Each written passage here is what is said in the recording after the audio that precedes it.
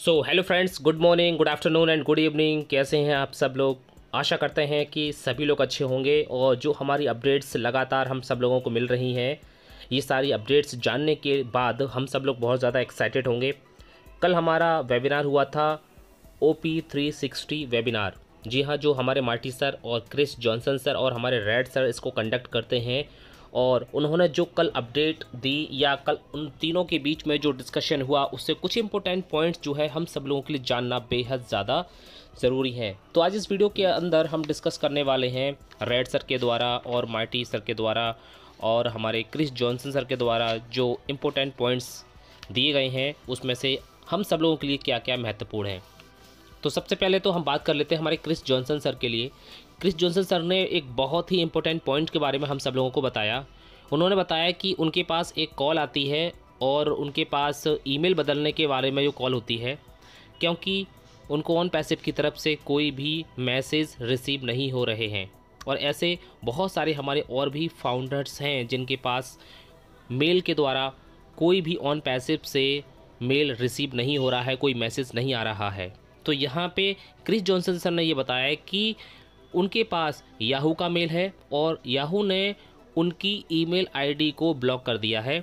और याहू ने मेल करके उनको बताया कि आप अपना ईमेल अनब्लॉक करवाना चाहते हैं तो आपको $5 एक्स्ट्रा पे करने होंगे, तभी आप अनब्लॉक करवा सकते हैं अपनी ईमेल के लिए।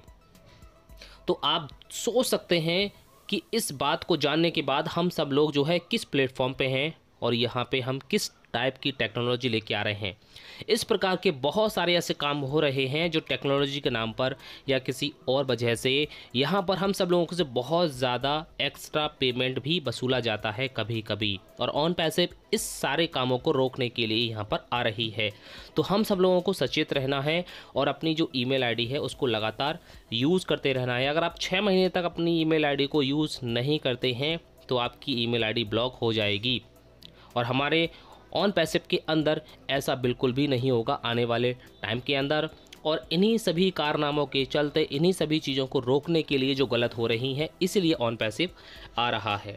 उसके बाद हम बात कर लेते हैं हमारे जो रेड सर हैं, उन्होंने बहुत ही इम्पोर्टेंट इन्फॉर्मेशन दी। रेड सर से एक क्वेश्चन पूछा गया, यदि कोई फाउंडर इकोसिस्टम में रजिस्ट्रेशन नहीं करता है तो उसका क्या होगा। और वो इसके बावजूद फाउंडर भी है और बैक ऑफिस भी है उसके पास, वो सब कुछ काम करता है। तो इसमें रेड सर ने जो है इसका आंसर दिया, यदि आप अपना इकोसिस्टम में रजिस्टर नहीं होते हैं, क्योंकि बहुत सारे अभी फाउंडर ऐसे हैं जो रजिस्टर नहीं है, उनसे कितना भी कहो, कितना भी उनको कॉल करो, लेकिन वो नहीं सुन रहे हैं, अभी भी सो रहे हैं।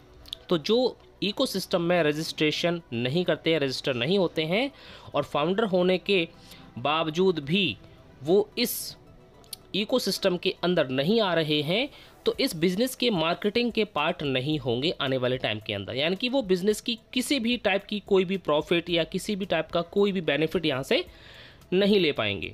आपको किसी भी प्रकार का कोई एक्सेस नहीं मिलेगा, चाहे वो रेफरल लिंक का एक्सेस हो, चाहे वो प्रोडक्ट का एक्सेस हो, चाहे वो वॉलेट का एक्सेस हो, किसी भी प्रकार का कोई भी आपको यहाँ पर ऑप्शंस अलॉट नहीं किया जाएगा। आपके पास होगा ही नहीं OES, तो आप काम करेंगे कैसे? इसलिए OES में जो कुछ भी होने वाला है उसका कोई बेनिफिट नहीं मिलेगा। इतनी बिग अपडेट आपने देखी बैक ऑफिस में। इसलिए यदि आपने रजिस्ट्रेशन अभी तक नहीं किया है तो मैं चाहूँगा कि आप फटाफट से रजिस्ट्रेशन कर लें। अपना जो कॉन्टैक्ट वाला लिस्ट होता है उसको भी आप एक बार देख लें, लोगों को आगाह करें, लोगों को सचेत करें और उनको बताएं कॉल करके कि अपने आप को रजिस्टर कर लीजिए। आप फाउंडरशिप में होने के बावजूद भी बहुत सारे बेनिफिट्स को खो देंगे।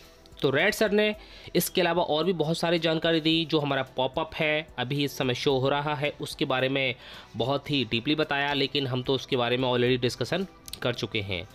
रेड सर ने एक और बहुत ही महत्वपूर्ण जानकारी दी हम सब लोगों के लिए।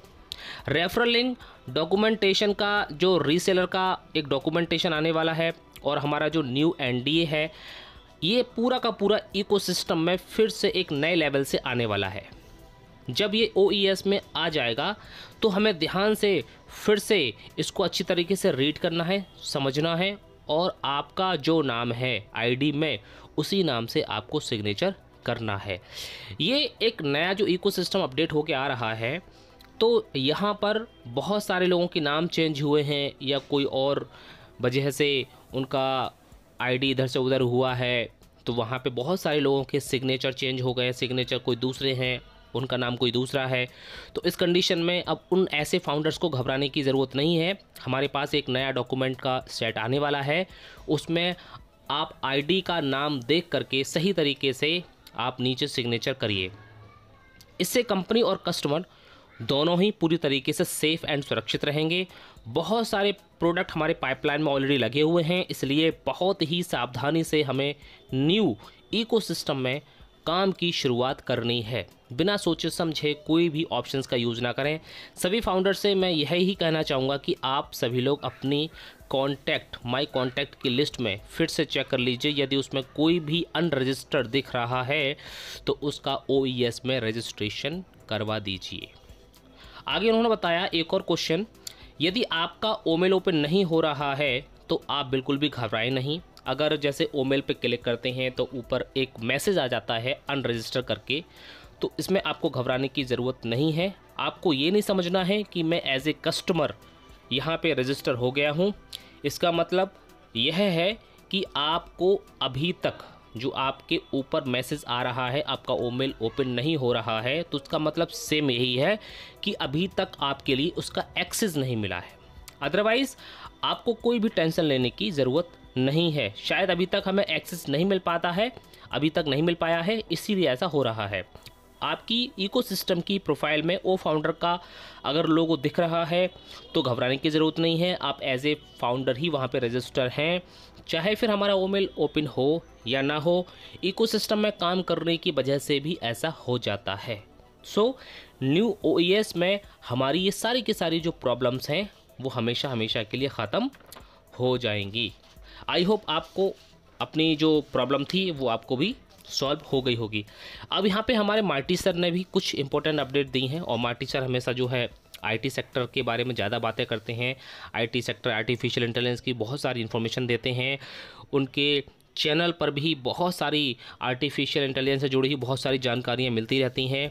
So big and new exciting informations बहुत जल्दी हम सब लोगों के पास आ रही हैं, ये हमारे मार्टी सर ने बताया। सिस्टम के साथ एंगेज रहिए, बहुत सारी चीज़ें बनकर रेडी हो चुकी हैं, इसलिए हम सब लोगों को अपडेट रहना, पल पल की चीज़ों को सीखना समझना बहुत ही ज़्यादा ज़रूरी है। आर्टिफिशियल टेक्नोलॉजी के बारे में उन्होंने बहुत कुछ बताया।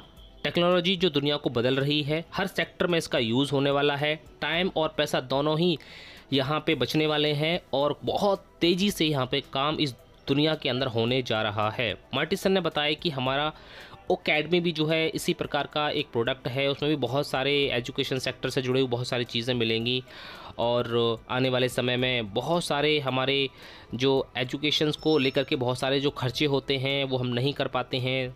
तो इस नई टेक्नोलॉजी का यूज़ करके आने वाले टाइम में स्टूडेंट्स भी एक नई डिग्री को और अपने नए एजुकेशन को हासिल कर पाएंगे। और इसके अलावा हमारा ओ कनेक्ट भी है, ओ ट्रैकर भी है, हर किसी के अंदर यहाँ पे आर्टिफिशियल इंटेलिजेंस का इस्तेमाल किया जा रहा है। अब हर बिज़नेस में आर्टिफिशियल इंटेलिजेंस को शामिल करना ज़रूरी हो गया है, क्योंकि रोबोट जो आ रहे हैं वो मशीन में एक बार उनकी प्रोग्रामिंग हो जाती है, एक बार ही प्रोग्राम करके डाल दिया जाता है, फिर उसी के अकॉर्डिंग काम करता रहता है। तो बहुत सारा मैन पावर भी बचता है, बहुत सारे पैसे बचते हैं, समय बचता है, और इसके अलावा काम बहुत तेज़ी से ख़त्म हो जाता है। तो AI की वजह से बिज़नेस बहुत ज़्यादा सरल और सुगम हो जाएगा आने वाले वक्त के अंदर। लेकिन सरल और सुगम उसी के लिए होगा जो इसकी नॉलेज और जानकारी लेगा। जिसके पास इसकी नॉलेज जानकारी नहीं होगी उसके लिए तो हर काम कठिन है, उसके लिए तो पानी पीना खाना खाना भी कठिन है। Thank you so much. मिलते हैं अपनी एक नेक्स्ट वीडियो के अंदर एक और नए टॉपिक के साथ। तब तक अपना ख्याल रखें, सुरक्षित रहें, और हमारे चैनल पर पहली बार हैं तो चैनल को सब्सक्राइब ज़रूर कर दीजिए। Thank you so much. Have a nice day. We are so in it to win it.